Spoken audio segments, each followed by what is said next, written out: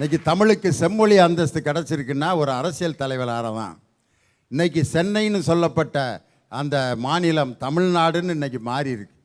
அந்த தமிழ்நாடுன்னு சொல்லும் பொழுதே நமக்கு ஒரு சந்தோஷம் இருக்குது. அதை விட அந்த தமிழுக்கு அரசியல் தலைவர்கள் ஆற்றிய தொண்டு இருக்கு பாருங்க. அடே அப்பா, இன்னைக்கு எத்தனை தமிழ் சொற்கள் இன்னைக்கு பழக்கத்துக்கு வந்திருக்குன்றீங்க. பேருந்து நிலையம் அப்படிங்கிறதெல்லாம் நான் சின்ன பையனாக இருக்கிறப்ப யாருக்குமே தெரியாது. நான் சின்ன பையனாக இருக்கப்ப யாராவது ஒருத்தர் பேருந்து நிலையம் எங்கே இருக்கிறது என்று இயம்புகிறீர்களா அப்படின்னா அதெல்லாம் எங்கள் ஊரில் கிடையாதுயான்ட்டேன். இந்த பஸ்ஸெல்லாம் நிற்கும்ல, பஸ்ஸெல்லாம் நிற்கும்னு பஸ் ஸ்டாண்டுன்னு தமிழில் சொல்கிறா, பேருந்து நிலையம்னு வேறு மொழியில் பேசுகிறாங்கிறான். பஸ் ஸ்டாண்டு தமிழ், பேருந்து நிலையம் வேறு மொழின்னு ஆகிட்டு இருந்த சமயத்தில் இன்றைக்கி எங்கே பார்த்தாலும் பேருந்து நிலையம் அப்படிங்கிற வார்த்தை எல்லோருக்கும் பழக்கமான ஒரு வார்த்தை ஆயிடுச்சு. கலெக்டர் அப்படின்னா தான் எல்லாத்துக்கும் பயம் வரும். மாவட்ட ஆட்சியர்னா பயப்பட மாட்டேங்கிறேன், கலெக்டர் வர்றாருன்னா பயப்படுறேன்.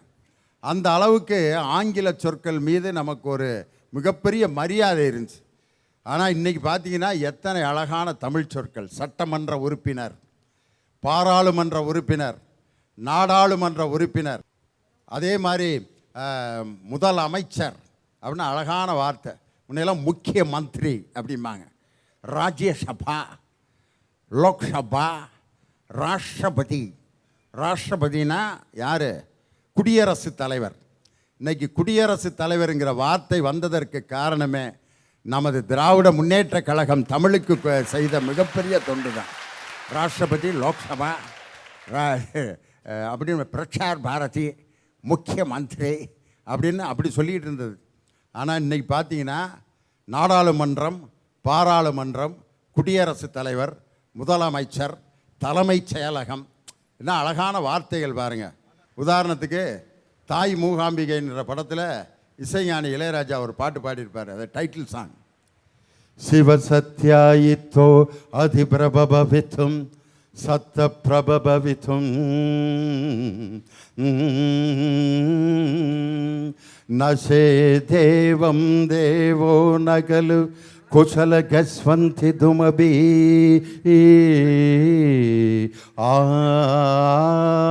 அதஸ்த்வாம் ஆராத்யாம் ஹரிஹர விரிஞ்சாதி பிரவே பிரணந்தும் ஸ்தோத்தும் பா கதம கிருத புண்ணியக பிரபவதி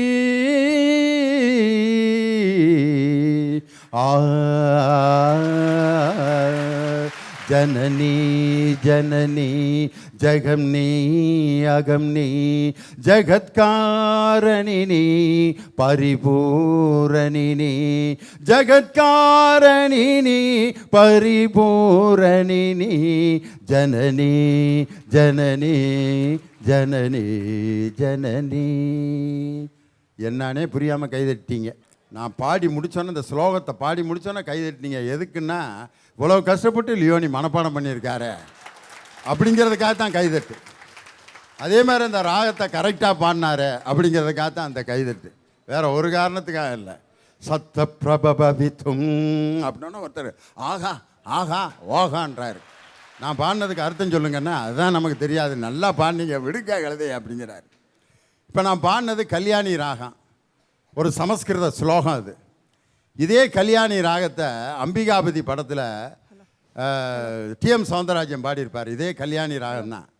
சிந்தனை செய் மனமே செய்தால் தீவினை அகன்றிடுமே, சிவகாமி மகனை சண்முகனை சிந்தனை செய் மனமே மனமே ஏ. இது எப்படி இருக்கு கேட்க? ஜனனி ஜனனி நல்லா தான் இருக்கு, விளங்கலையே. சிந்தனை செய் மனமே, சிவகாமி மகனை சண்முகனை சிந்தனை செய் மனமேன்ற அதே கல்யாணி ராகத்தை அழகான தமிழில் பாடும்போது எவ்வளோ நல்லா இருக்கு. நாட்டின் வளர்ச்சியை பெரிதும் தீர்மானிப்பவர்கள் தொழிலாளர்களா, அரசியல்வாதிகளா, ஆன்மீகவாதிகளா? ஐயா, அமிர்தியாசன் யாருன்னு தெரியுமா ஐயா? திடீர்னு மேடையில் எப்படி ஒரு கேள்வியெல்லாம் கேட்கக்கூடாது, நீங்களே சொல்லிடுங்க. ஐயா அமிர்தியாசன் வேற யாரும் இல்லையா, எக்கனாமிக்ல நோபல் பிரைஸ் வாங்கினவர் தான் ஐயா அமிர்தியாசன். அவரை பார்த்து கேட்குறாங்க, தமிழ்நாட்டோட வளர்ச்சியை நீங்க இந்தியாவில் இருக்க எந்த ஸ்டேட்டோட கம்பேர் பண்ணி பார்க்குறீங்க அப்படின்னு சொல்லி கேட்குறாங்க. அதுக்கு அவர் என்ன தெரியுமா சொன்னாரு, தமிழ்நாட்டோட வளர்ச்சியை வளர்ந்த உலக நாடுகளோட தான் கம்பேர் பண்ணி பார்க்கணும், இந்த ஸ்டேட்ஸோட இல்ல, இந்த குஜராத் மாடல்னு ஏமாத்திட்டு திரியிறாங்களே அந்த மாதிரி இல்லைன்னு சொன்னாரியா. இதுக்கு காரணம் யாரு, இவங்களோட ஆன்மீகமா, இல்ல எங்களோட அரசியல்வாதிங்க தான் ஐயா. ஐயா ஒரு கவிஞர் அழகா பாடியிருப்பாரியா, உழைப்பாளி இல்லாத நாடுதான் எங்கும் இல்லையா, அரஹோயா, அவர் உழைப்பாலே பிழைக்காத பேருதான் எங்கும் இல்லையா, அரஹோயா, அரசாமியோ சாமி இப்படி இருந்து தான் காமி, பூமியோ பூமி எங்களை நம்பித்தான் பூமி, பிறர் வாழ்வதே எங்க வேர்வையில் தான். ஒத்துக்கிறேன், தொழிலாளி இல்லைன்னா சமுதாயத்துக்கு வளர்ச்சி கிடையாது தான் ஒத்துக்கிறேன். ஆனா எத்தனை தொழிலாளியோட உழைப்பு இந்த சமுதாயத்துக்கு காரணமா இருக்குன்னு நீங்க சொல்லுங்க பாப்போம். ஒரு மாசத்துக்கு 1 ஜிபின்னு யூஸ் பண்ணிக்கிட்டு இருந்த நம்மள ஃப்ரீயா தரேன்னு சொல்லி ஒரு நாளைக்கு 1 ஜிபின்னு யூஸ் பண்ண வச்சு அவங்க கல்லா கட்டிக்கிட்டு இருக்காங்க. அப்ப தொழிலாளியோட உழைப்பு மொத்தமும் முதலாளிகளுக்கு தானே போகுது. இதுக்கு காரணம் என்ன, அங்க சரியான தலைவன் இல்லைங்கிறது தய காரணம்.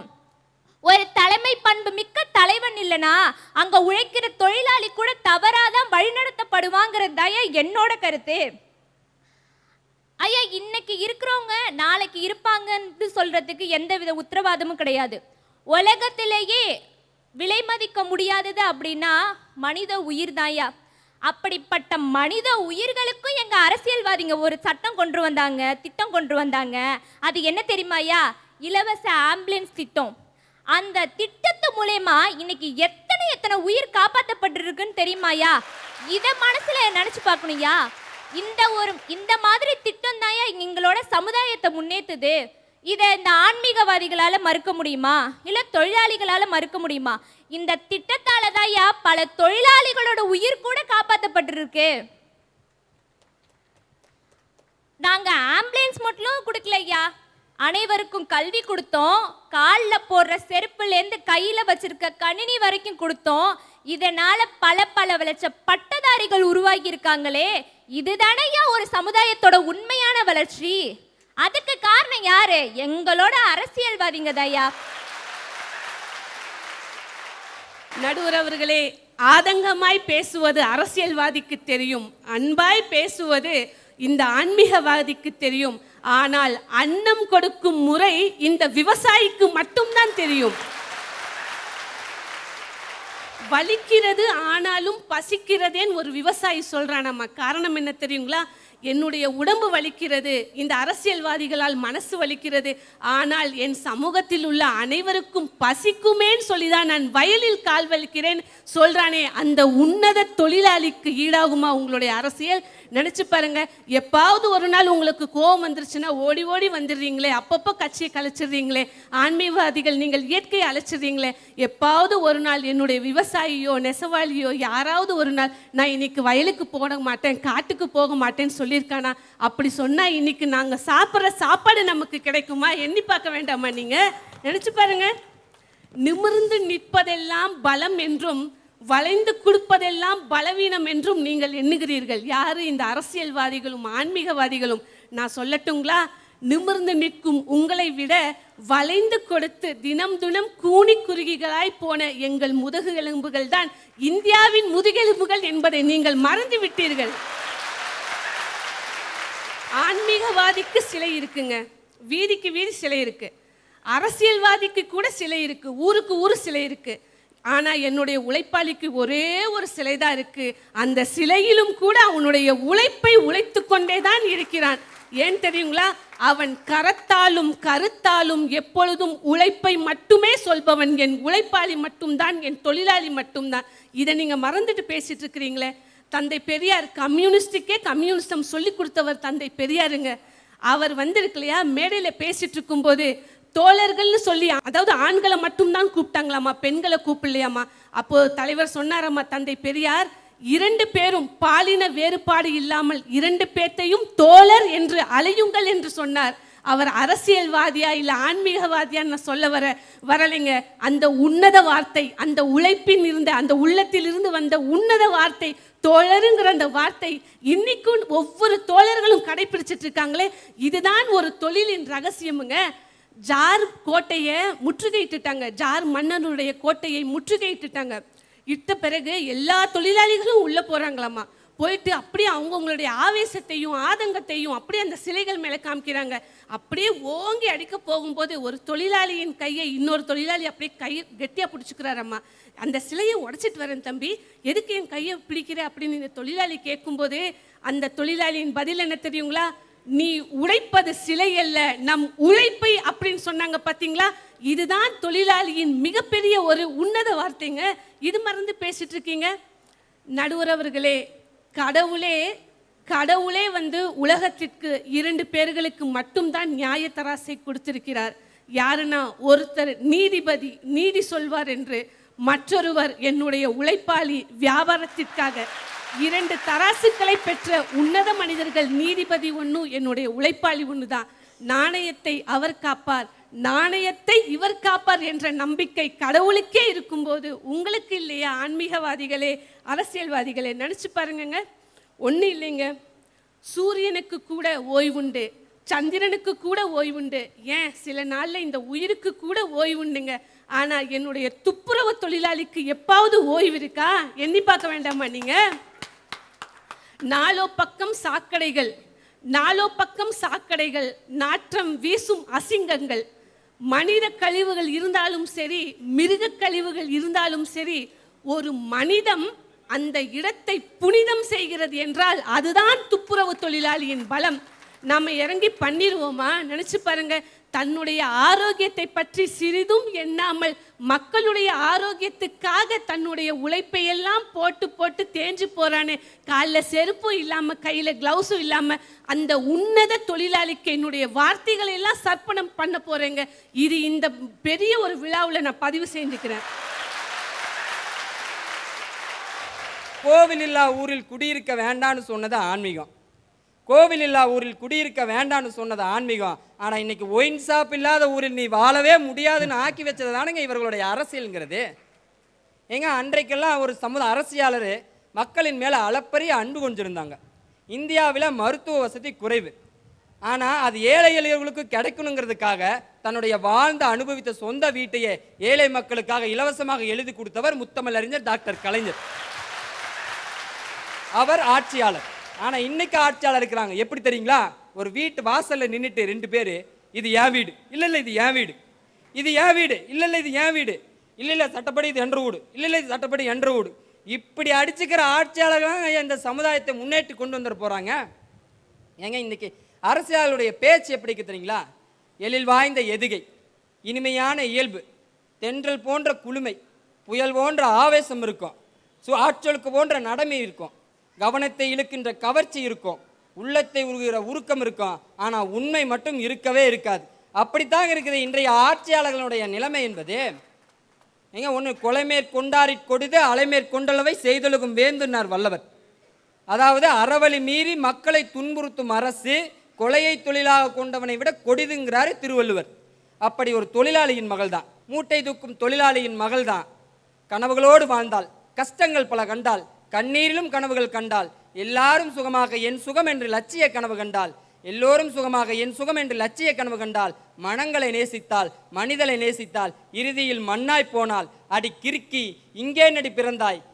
தரமான அரசாங்கம் கிடைத்திருந்தால் தலை தூக்கி கொண்டாடி இருந்திருக்குமே. ஆட்சியாளர்கள் அமைந்திருந்தால் பணி கொடுத்து அழகு பார்த்திருந்திருக்குமே. அடி கிறுக்கி, இங்கே நடி பிறந்தாய். வக்கத்து மன்னர்கள் வாழும் நாட்டில் வரமாகவே பிறந்தாயோ, நாதியற்று போன நாட்டில் வரம் கேட்டு பிறந்தாயோ. அடி கிறுக்கி, இங்கே நடி பிறந்தாய். அடுத்த கணம் தோன்றும் விடிவில்லை என விதியென காணாமல் போனாயோ. உன் செவி கேட்கும் இடமெல்லாம் உன் பெயர் என்று தெரியாமல் போனாயோ. அடி கிறுக்கி, இங்கே நடி பிறந்தாய். எல்லோரையும் உயிர் காக்க உனை அனுப்பி வைத்தான். அரசியல் செய்து திருப்பி அனுப்பினால் அவன் என்ன செய்வான்? ஊழல் செய்து வசதி அறிந்திருக்கலாம், பணம் ஈட்டி பகட்டாய் வாழ்ந்திருக்கலாம். அடி கிறுக்கி, இங்கே நடி பிறந்தாய். சென்று வா, மீண்டு வரும் உலகிற்கு மருந்தளித்த மானத்தமிழினம் மீண்டு வரும். அப்போது வா, இப்போது இங்கே நடி பிறந்தாய், சென்று வா என்று எல்லோத்தையும் காப்பாத்துறதுக்காக ஆசையா படிச்ச அனிதாவை கூடாதுன்னு சொல்லி அனுப்பிச்சு வச்சாங்களே இந்த ஆட்சியாளர்களே, இவர்களாங்க இந்த சமுதாயத்தை முன்னேற்றிட போறாங்க. ஆனா அன்னைக்கு இந்த சமுதாயம் இந்த அளவிற்கு பலதரப்பட்ட மக்களை இன்ஜினியரா, டாக்டரா, டீச்சர்ஸா, சயின்டிஃபிக்கா பல நல்ல மனிதர்களை பெற்று இந்த சமுதாயம் இந்த அளவுக்கு முன்னேறி நிற்குதுன்னு சொன்னா, இவன்ற வீட்டுக்கெல்லாம் எங்க படிப்பு போயிட போகுது அப்படின்னு இருந்த சமயத்துல கிறிஸ்தவ பள்ளிக்கூடங்களோ ஆன்மீக அமைப்புகளும் கொடுத்த இலவச கல்வி தான் இந்த அளவுக்கு சமுதாயத்தை முன்னேற்றி நிறுத்தி இருக்குதுன்னு சொன்னா, அப்பேற்பட்ட ஆன்மீக அமைப்புகள் தான் இந்த சமுதாய முன்னேற்றத்திற்கு பெரிதும் துணை நிற்குதுங்க ஐயா. நாட்டின் வளர்ச்சியை பெரிதும் தீர்மானிப்பவர்கள் தொழிலாளர்களா, அரசியல்வாதிகளா, ஆன்மீகவாதிகளா? தந்தை பெரியார் எத்தனையோ துறைகள் இருக்கு. வருவாய்த்துறை, வேளாண்மைத்துறை, கல்வித்துறை, தகவல் தொழில்நுட்பத்துறை, உள்ளாட்சித்துறை, எல்லா துறை இருக்கு. நான் சொல்ற துறையை வைங்கடா, தமிழ்நாடு உருப்பிடும்னார்.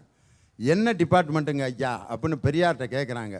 மூட நம்பிக்கை ஒழிப்புத்துறை அப்படின்னு ஒரு துறையை வைங்க, ஒரு டிபார்ட்மெண்ட் வை, இந்த நாடு திருந்துதா இல்லையான்னு பாருன்னார். வருவாய்த்துறை, வேளாண்மைத்துறை மாதிரி மூட நம்பிக்கை ஒழிப்புத்துறைன்னு வையான்னார் தந்தை பெரியார். எப்படிப்பட்ட ஒரு அரசியல் சித்தாந்தம், எப்படிப்பட்ட ஒரு அரசியல் சிந்தனை! அதே மாதிரி இன்னைக்கு என் தானை தலைவர் டாக்டர் கலைஞர் சொல்கிறாரு, புகழை விரும்பும் அரசியல் தலைவர்களுக்கு மத்தியில் சொல்கிறாரு, புகழ் என்பது ஒரு பனிக்கட்டி, அதை நீ இருக்க பிடிக்க வேண்டும் என்று நினைத்தால் உன் கையை விட்டு கரைந்து போய்விடும். புகழ் என்பது கடலில் ஓடிக்கொண்டிருக்கும் நண்டு, அதை நீ பிடிக்க நினைத்தால் வலைக்குள் போய் ஓடி ஒளிந்து கொள்ளும். புகழ் என்பது நிழல் போல இருக்க வேண்டும், அதை நீ விட்டு விலகிச் சென்றால் அது உன்னை தொடர்ந்து வந்து கொண்டே இருக்கும்னு சொன்னவர் முத்தமிழறிஞர் டாக்டர் கலைஞர். இப்படிப்பட்ட இலக்கியம், அரசியல், மக்களுடைய நலன், இதை கருதுகின்ற அரசியல் தலைவர்கள் எங்கே இருக்கிறாங்க? யோசிக்கணும். ரைட்டு. ஆன்மீகம், ஒரே ஒரு வார்த்தை. கவிஞர் வாலிக்கு கண்ணதாசன் எழுதின பாட்டிலே எது ரொம்ப பிடிக்கும் அப்படின்றதுக்கு ஒரு பாட்டு சொல்கிறாரு. இன்னைக்கு நாட்டில் நடக்கிற ஆன்மீக பிரச்சனைக்கு பூரா அந்த பாட்டில் தீர்வு இருக்கு. உள்ளம் என்பது ஆமை, அதில் உண்மை என்பது ஊமை. தெய்வம் என்றால் அது தெய்வம், வெறும் சிலை என்றால் வெறும் சிலைதான். உண்டென்றால் அது உண்டு, இல்லை என்றால் அது இல்லை, இல்லை என்றால் அது இல்லை. உள்ளம் என்பது ஆமை. தெய்வம்னு நீ அதை நினச்சினா தெய்வம், வெறும் கல்லுன்னு நினச்சினா வெறும் கல். உண்டு என்று நினைத்தால் உண்டு, இல்லை என்றால் அது இல்லை, முடிஞ்சு போச்சு, அவ்வளோதான். அதையே பட்டுக்கோட்டை என்ன சொல்கிறாரு? கடவுள் இருப்பதும் இல்லை என்பதும் கதைக்கு உதவாத வெறும் பேச்சு, கஞ்சிக்கில்லாதார் கவலை தீர்க்கவே கருத வேண்டியதை மறந்தாச்சு. யார்? பட்டுக்கோட்டை கல்யாண சுந்தரம். இப்படி ஆன்மீகத்தை பற்றி இருக்குதா இல்லையா, உண்மையா பொய்யா என்ற சர்ச்சைகள் நடந்துக்கிட்டே இருக்கு. ஆன்மீகம் இன்னைக்கு எப்படி ஆயிடுச்சு அப்படின்னு சொன்னால், ஓநாய்களை பிடிக்கிறதுக்கு மழை காலங்களில் ஓனாய் இற தேடி வரும், அதை பிடிச்சு கொள்றதுக்கு ஒரு தொழில்நுட்பம் செய்வாங்க. என்னென்னா, ரத்தத்தில் தடவப்பட்ட கத்தியை ராத்திரியில் தொங்க விட்டுருப்பாங்க அந்த மலை ஜாதி மக்கள். அப்போ ஓனாய் அந்த ரத்தம் தடவப்பட்ட கத்தியை அப்படியே கடித்து அந்த ரத்தத்தை சாப்பிடும். அப்படி சாப்பிட்டுக்கிட்டு இருக்கும்போது தன்னுடைய நாக்கும் சேர்ந்து அறுபட்டு அதனுடைய ரத்தத்தையும் சேர்த்து குடித்து கொண்டே இருக்கும். அந்த ஓனாய் அங்கனே செத்துரும்.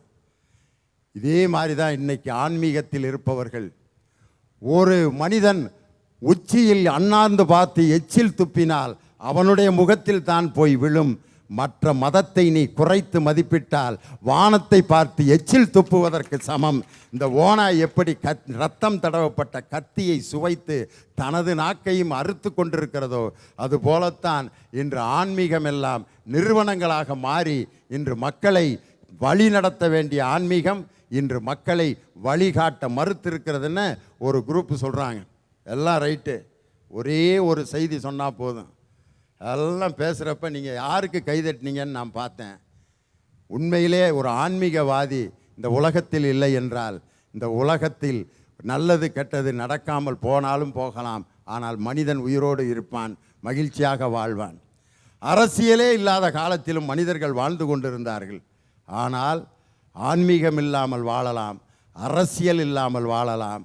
உழைப்பில்லாத மனிதன் இந்த உலகத்தில் வாழ்ந்ததாக சரித்திரமில்லை.